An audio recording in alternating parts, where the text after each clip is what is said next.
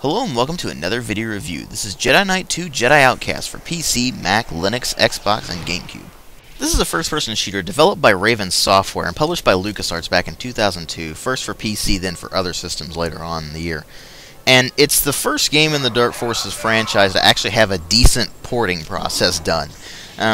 Dark Forces 1 had an absolutely terrible port on PlayStation, and they didn't even bother with Dark Forces 2.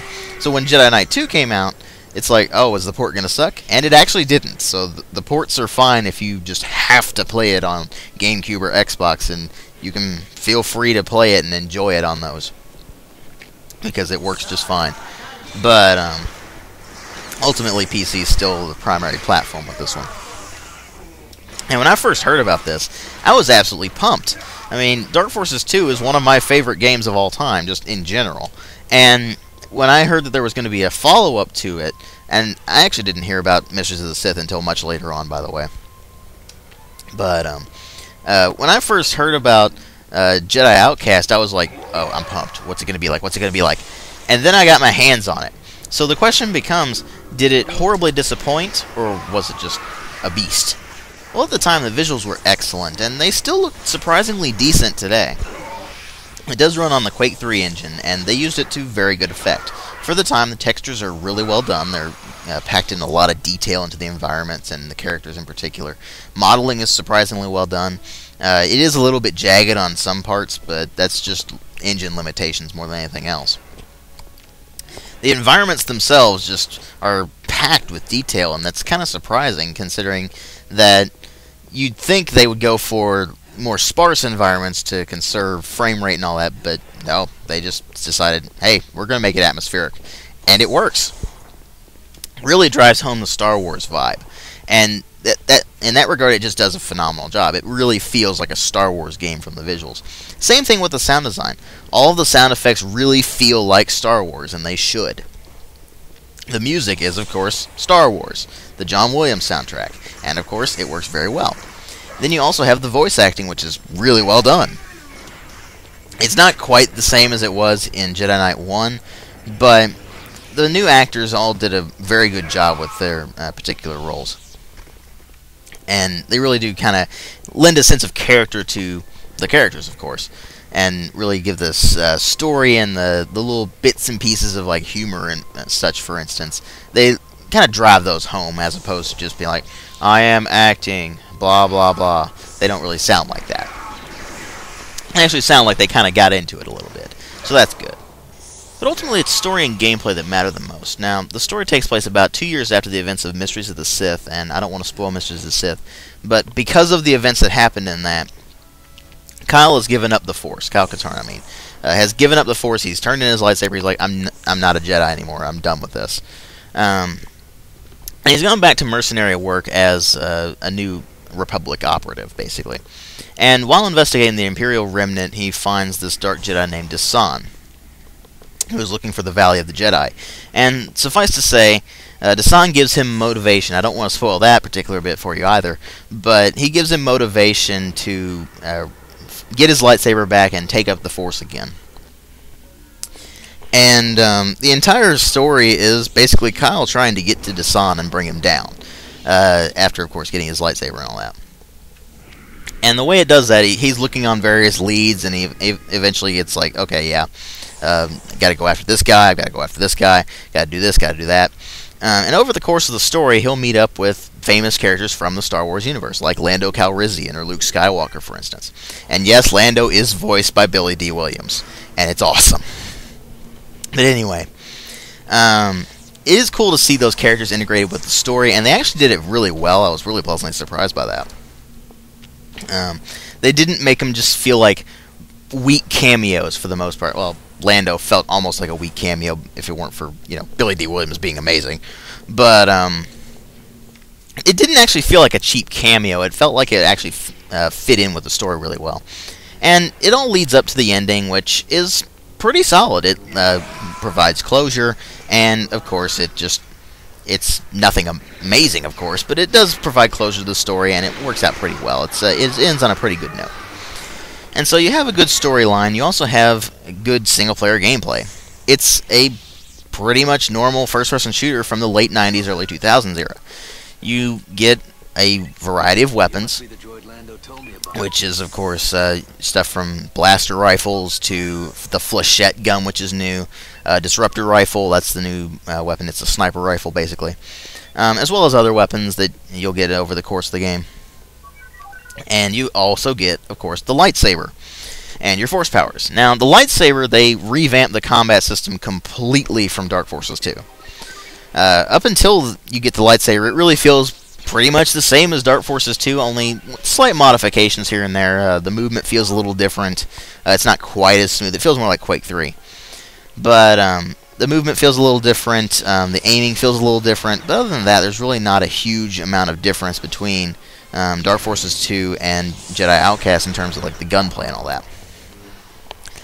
What there is a huge amount of difference is in the lightsaber combat, where you now have 3 different styles you can choose from, where you start with medium, then you also get fast and strong. Now each of these have their own different attributes. A medium is a balance, of course, but strong is slow but powerful, and fast is, of course, quick but weak. And each have their own special moves that you can pull off as well, like the fast style has the lunge, for instance.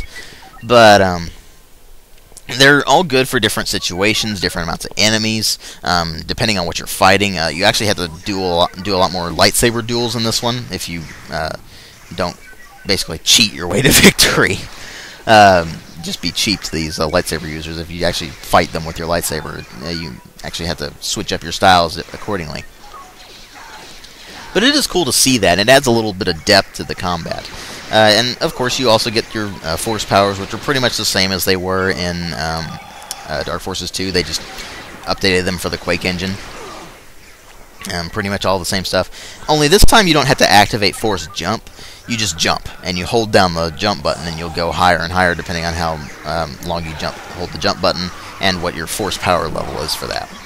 Over the course of the campaign, you will upgrade your powers, but you don't get to do it yourself. It actually does it for you, which is a little bit of a letdown. But you do get access to a lot of different powers, and you don't have that dark side, light side system. And you also don't have a branching ending, by the way. I didn't mention that with the story, but there is no branching ending there, depending on how you play the game. But you do get a variety of force powers. And it's not just your stuff like force heal, it's not all light side powers. You actually get dark side powers as well, like force lightning, for instance, or force grip, which are just a blast to use, of course. It's interesting because Kyle kind of walks the line between light and dark in this one, and it's just like, this could get really interesting. And that's kind of the whole point of that particular bit. It's like he's not really using dark side, or he's not really going light side or dark side. He's staying in the middle, and at least he's trying to. And that kind of makes him the Jedi outcast, so to speak. Or that's actually more Dasan, by the way. He basically was cast out from the Jedi Order when he killed another Jedi. But anyway, but ultimately the gameplay just feels just right. When you're running around whacking things with lightsabers, or really cutting through things with lightsabers, I mean, you'll still see limbs flying off and all that. That's always a blast. You can actually tweak the settings to have ridiculous amounts of dismember, where you like poke them with the lightsaber and suddenly they fall apart, and it's hilarious to watch. The force powers is just a blast to use, like mind tricking your opponents, and they're like, huh, what was that noise? And stuff like that. But then you go to the level design and all that, and it's not all that amazing. I mean, it's not bad level design, don't get me wrong, but there's no real levels in this that stand out to me. I mean, there's only a couple of them that I can remember off the top of my head as being memorable, and they're not memorable for the good reasons. I mean, there's just segments of these levels that are a pain to play through. That happens in a lot of games, but in this one, it's only a few of them are like that, but those few segments are just annoying, and they kind of stick with you. That's not a huge problem, ultimately, because the gameplay is just so fun. You also have the multiplayer component, which is where things got kind of interesting as well, because it developed this online community that is... It was only rivaled by Jedi Academy, because they basically the people from Jedi Outcast moved on to Jedi Academy when it came out later, and expanded the multiplayer options a lot. But it's some of the best community you'd ever see. Now, obviously, it's pretty much non-existent these days. I mean, it's very, very small. But these were some of the nicest guys you'd ever meet. Guys and gals, I should say. Some of the nicest folks you'll ever meet. Some of the best clans you'd ever meet. And it was just a blast to play online. Now, there were a fair share of annoying people as well, but don't get me wrong. Most of them were nice, and they were developed their own like etiquette online and all that. And it was one of those things where you actually had some customization options in what you could do. And a lot of servers would enforce different rule sets and everything to make everything more balanced. Because admittedly, if you did choose the dark side powers, then you basically would wipe the floor with anybody else because they're just kind of overpowered.